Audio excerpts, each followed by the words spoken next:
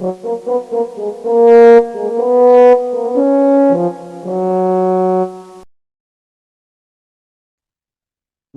Career in pharmaceutical companies, এই টপিকের উপরে doctor Afsana Ferdousi, senior manager scientific and technical affairs, Vetmedix Bangladesh.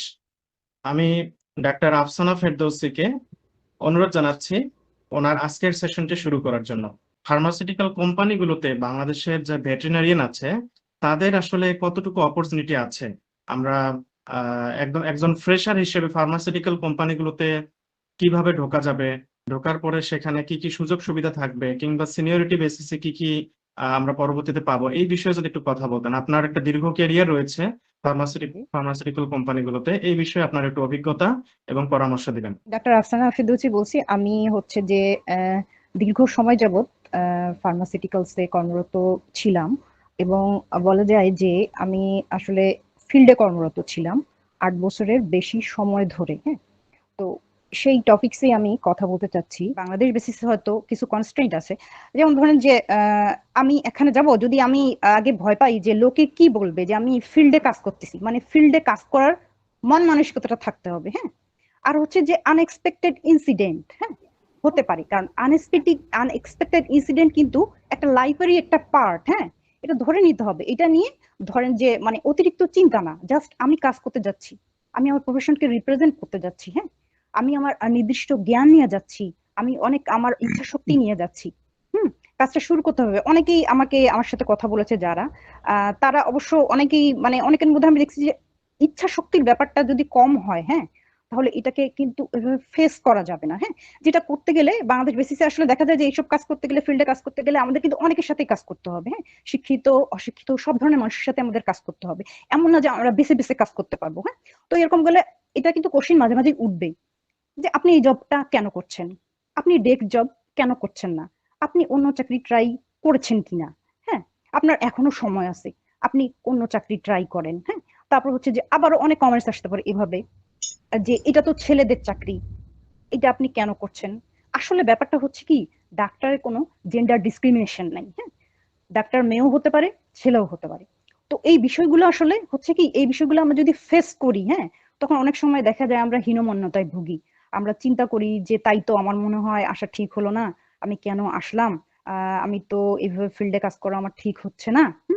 তো আমি আসলে অন্য জব করাই ভালো ছিল। বিষয়টা এরকম লেভেলে যেন না যায়। হ্যাঁ, বিষয়টা হলো যে না, আমি কাজ করতে এসেছি, আমি কাজ করবই। আপনার হচ্ছে যে communication skills, body language, eye contact, এগুলো অবশ্যই ভালো করতে হবে। আপনি একটু রেগুলার স্টাডি করবেন, যা আগে করছেন তার চেয়ে যখন ফিল্ডে এসে মিলাবেন কি কি, আপনি নিজে এসে বাসায় পড়াশোনা করবেন যে এটা আরো কিভাবে আরো ডেভেলপ করা যায়। হ্যাঁ, ওভারঅল আপনি একটা স্মাইল দিয়ে অন্তত খামারির সাথে কথা বলতে পারেন। হ্যাঁ, এটা কিন্তু ইন্টারাক্ট যখন তাদের সাথে করবেন, অনেক ভালোভাবে করবেন। হ্যাঁ, অনেক ভদ্রভাবে করবেন, এটা আপনার এগিয়ে যাওয়ার ক্ষেত্রে অবশ্যই একটা বলবো যে সহায়ক হিসেবে কাজ করবে।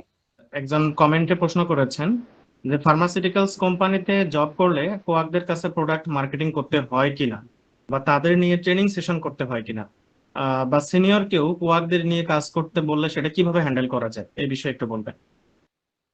আচ্ছা, এটা সাধারণত কোয়াকদের করা হয় না, ম্যাক্সিমাম করা হয় যেটা খামারিদের ক্ষেত্রে ম্যাক্সিমাম করা হয়। হ্যাঁ, খামারিদের নিয়ে কিছু সেশন থাকে, কিছু ট্রেনিং থাকে। আচ্ছা, সেক্ষেত্রে যদি কোয়াকদের সাথে একান্তই পড়ে যায়, তো আমার মনে হয় যে আমরা শুধু ম্যানেজমেন্টাল ইস্যু নিয়ে কথা বলতে পারি, শুধুমাত্র ম্যানেজমেন্টাল ইস্যু নিয়ে কথা বলবো। হ্যাঁ, সেক্ষেত্রে আমরা অ্যান্টিবায়োটিক নিয়ে কথা বলবো না। যেটুকু তাদেরকে শেখানো যায় শুধুমাত্র সেই মাত্র পর্যন্তই আমরা থাকবো। ফার্মাসিউটিক্যালসে সিজিপিএ আসলে কতটুকু গুরুত্ব দেওয়া হয় কিংবা ম্যাটার করে কিনা, একজন আপু কমেন্ট করেছেন। আর পর্দার সাথে কেউ জব করতে চাইলে ফার্মাসিউটিক্যালস কিভাবে এটা কিভাবে দেখে, এটা এক আপু প্রশ্ন করেছে। সিজিপিএ ওখানে আসলে ওভাবে দেখা হয় না, কিন্তু একদম যদি কম থাকে, হ্যাঁ, সেক্ষেত্রে হয়তো কেউ আপনার ভাইবা বোর্ডে নোটিশ করতে পারে যে তার রেজাল্টটা সিজিপিএ কিছুটা কম আছে। তবে না, এটার ক্ষেত্রে কোনো ভেরিয়েশন হয় না, আপনার পারফরমেন্সের উপরই বেস করা হয়। আচ্ছা, পর্দার সাথে ব্যাপারটা যেটা এখানে বলা হচ্ছে, হ্যাঁ, পর্দার সাথে অবশ্যই আপনি করতে পারবেন, কেন করতে পারবেন না। এটা তো অবশ্যই আপনি আপনি পর্দা নিজে করতেছেন, আপনি কেন পর্দার সাথে করতে পারবেন না, এটা সমস্যা না, পর্দার সাথে অবশ্যই এটা করা যাবে। আমার প্রশ্নটা হচ্ছে যে আমরা যখন ফার্মাসিউটিক্যালস কিংবা ফার্ম কিংবা অন্য কোনো সেক্টরে মানে যখন আমরা জবের ক্ষেত্রে যাব সেক্ষেত্রে আমরা কোনটাকে বেশি প্রিফারেন্স দিব অ্যাজ এ ফ্রেশার, আর দ্বিতীয় প্রশ্নটা হচ্ছে, যদি আমরা কোনো একটা সেক্টরে জব পেয়ে যাই, সেক্ষেত্রে আমরা দেখা যাচ্ছে যে বিভিন্ন ইউনিভার্সিটি থেকে পড়ার কারণে আমাদের প্রিপারেশনে কিছুটা ল্যাকিংস থাকতে পারে, কিছুটা প্র্যাকটিক্যাল এক্সপিরিয়েন্সেও ল্যাকিংস থাকতে পারে। সেগুলো আমরা জব ক্ষেত্রে অ্যাটেন্ডের সময় কত দ্রুত কিভাবে সেটা ওভারকাম করতে পারি যেন আমাদের পারফরমেন্সটা ভালোর দিকে যায়। আচ্ছা আচ্ছা, জি, থ্যাংক ইউ। ধন্যবাদ। আচ্ছা, আমি যে শেষের প্রশ্নটা করেছিলেন তার উত্তরটা দিচ্ছি, যে আসলে যেটা বলতেছেন যে মানে হয়তো আপনি শুরুতে যেই কোনো প্রবলেম ফেস করবেন কেন এরকম, তো এরকম আসলে বেশ ভালো হয়। আমার কাছে যেটা মনে হয় যে নিজেকে আপডেট রাখা, আমি এখানে আপডেট রাখা বলতেছি এটাই, যে এখন কিন্তু বিভিন্ন কোর্স করানো হচ্ছে, হ্যাঁ। যে বিভিন্ন খান থেকে কোর্স করানো হচ্ছে, পেটের কোর্স করানো হচ্ছে, ডেইরির কোর্স আছে, পোল্ট্রির কোর্স আছে। আপনি এই কোর্সগুলো করে নিতে পারেন। আমার কাছে কিন্তু এটা একটা ভালো ওয়ে, যে ওখানে গেলে আমার বিষয়টা আরেকবার ঝালাই হয়ে গেল, হ্যাঁ। ঝালাই হয়ে গেল, এবং ইভেন আপনি সেখানে যখন কয়েকদিন করলেন, আপনি দেখবেন আপনার নলেজটা অনেক কিছু গ্যাদার হয়েছে, হ্যাঁ। সেটা আপনি অবশ্যই এসে আপনার ফিল্ডে অ্যাপ্লাই করতে পারবেন। আর আপনি যেটা বললেন যে হচ্ছে যে মানে ফ্রেশের ক্ষেত্রে আপনি কোন জবটা চুজ করবেন, হ্যাঁ, এটা আসলে সিলেক্ট আপনাকে করতে হবে, হ্যাঁ। যে আপনি আসলে কি রকম পছন্দ করেন, হ্যাঁ। আপনি পেট পছন্দ করতে পারেন, আপনি ডেয়ারি পছন্দ করতে পারেন, আপনি পোল্ট্রি পছন্দ করতে পারেন, বা এমনও হতে পারে আপনার আইএলটিএস করে বাইরে যাওয়ার ইচ্ছা থাকতে পারে, হ্যাঁ। তো এখন বিষয়টা হলো এটা আপনার উপর ডিপেন্ড করবে। দেখা যাচ্ছে আপনি অনেক কিছু একসাথে পছন্দ করেন, আপনি ডেইরিও পছন্দ করেন, পোল্ট্রিও করেন, পেটও করেন। সেক্ষেত্রে আপনি আসলে এটা আপনার নির্বাচনটা এখানে বড় একটা ক্রাইটেরিয়া পালন করবে, হ্যাঁ। যে আসলে আমি কোনটাতে ভালো করতে পারবো, হ্যাঁ। যেহেতু আমার, যেমন আমি যদি বলি যে আমি আসলে শুরু থেকে আমার মনে হচ্ছে যে আমি আসলে পোল্ট্রিতে ভালো করতে পারবো, তো আমি আমার শুরু থেকে আমি পোল্ট্রিতে ইফেক্ট বেশি দিয়েছি, হ্যাঁ। এরকম একটা বিষয়টা। আসসালামু আলাইকুম আপু, আমি বর্তমানে পিএইচডি করছি মাইক্রোবায়োলজিতে।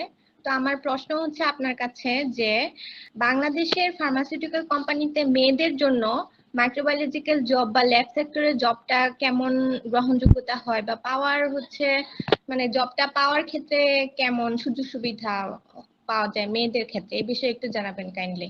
ধন্যবাদ। আচ্ছা আচ্ছা আচ্ছা, ধন্যবাদ। আসলে বিষয়টা হলো যে আপনার সাবজেক্টটা অবশ্য ল্যাব ওরিয়েন্টেড।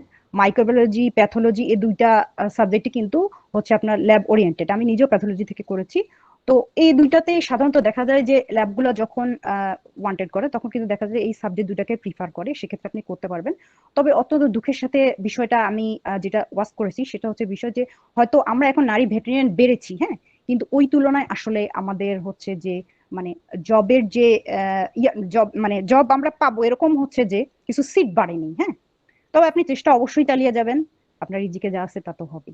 আমরা যদি হচ্ছে ফার্মাসিউটিক্যালস কোম্পানিতে জয়েন করতে চাই, তো সেই ক্ষেত্রে আমাদের হচ্ছে বিএস শেষ করে জয়েন করা ভালো হবে নাকি এমএস শেষ করে জয়েন করলে ভালো হবে, যেহেতু এখানে একটা প্রমোশনের ব্যাপার থাকে? আচ্ছা আচ্ছা আচ্ছা, এখন ব্যাপারটা এরকম, হ্যাঁ, যে আমরা শুধু ডিভিএম কমপ্লিট করেই জয়েন করতে পারবো, হ্যাঁ। জয়েন করতে পারবো, কেন জয়েন করতে পারবো না, করতে পারবো। তো এটা আসলে আবার মাস্টার্স করাটা ভালো কোন ক্ষেত্রে, হ্যাঁ। অনেক ক্ষেত্রে আমি বিভিন্নখানে দেখেছি, হ্যাঁ, যে মাস্টার্স থাকলে কিছুটা স্যালারি কিন্তু ইনক্রিজ হয় শুরুতেই, হ্যাঁ। এটা একটা বিষয় সেখানে থাকে, হয়তো সবখানে নাই, কোনো কোনো জায়গায় রয়েছে। তো আর ব্যাপারটা আর একটা যেটা হচ্ছে যে আপনি যখন একটা স্টাডি অবস্থায় থাকেন, হ্যাঁ, ধরেন আপনি ডিভিএম পড়ে একসাথে আপনি মাস্টার্স শেষ করলেন, আপনি যখন কিছুটা গ্যাপ দিয়ে যাবেন, হ্যাঁ, তখন আপনার পক্ষে আপনি যদি পরবর্তী করতে চান করতে পারবেন না এমন বিষয় না, হ্যাঁ। একটু গ্যাপ দিয়ে গেলে দেখবেন যে আপনার উপরই প্রেশার পড়ে যাবে। তো এটা শুরুতে একবারে করে নেওয়া ভালো, তবে না করলেও যে খুব বেশি একটা কিছু না, আপনি জব শুরু করতে পারবেন। আপু একজন প্রশ্ন করেছেন যে ফার্মাসিউটিক্যালে স্টার্টিং স্যালারি সাধারণত কি রকম হয়, এই বিষয়ে একটু ধারণা দিবেন? আচ্ছা আচ্ছা, অবশ্যই। স্টার্টিং স্যালারি আসলে হচ্ছে কি যে এক একটা কোম্পানি পলিসি আসলে এক এক রকম থাকে, হ্যাঁ। স্টার্টিং স্যালারি সেজন্য বিভিন্ন কোম্পানিতে আসলে বিভিন্ন রকম থাকে, হ্যাঁ। তারপরও আমি একটা রেঞ্জের মধ্যে আপনাকে বলতে পারি যে মোটামুটি এটা আপনার শুরু থেকে হচ্ছে 28 থেকে 36-এর মধ্যেই থাকে। ধন্যবাদ। আরেকজন প্রশ্ন করেছেন, ইন্টার্নশিপ কমপ্লিট করার পর আমরা শুরুতেই কিভাবে ফার্মাসিউটিক্যালস কোম্পানিগুলোতে এনরোল করব?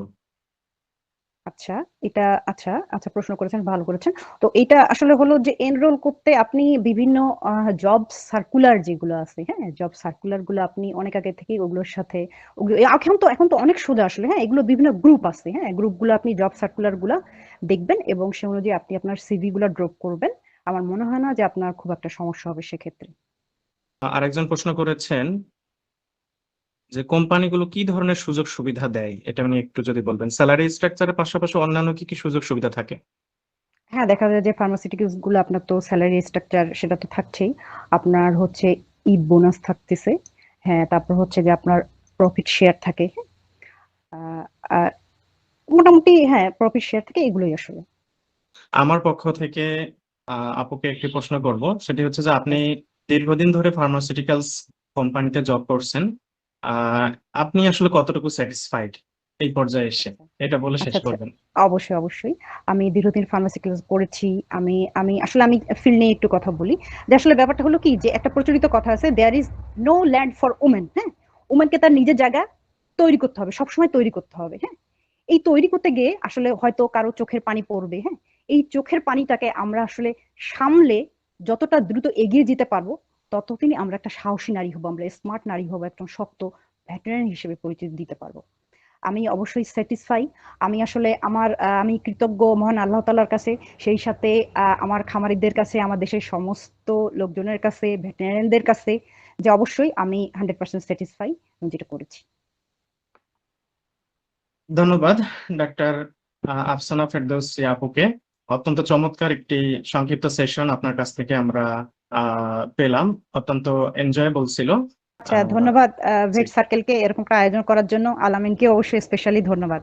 সবাই ভালো থাকবেন, সবার সাফল্য কামনা করি।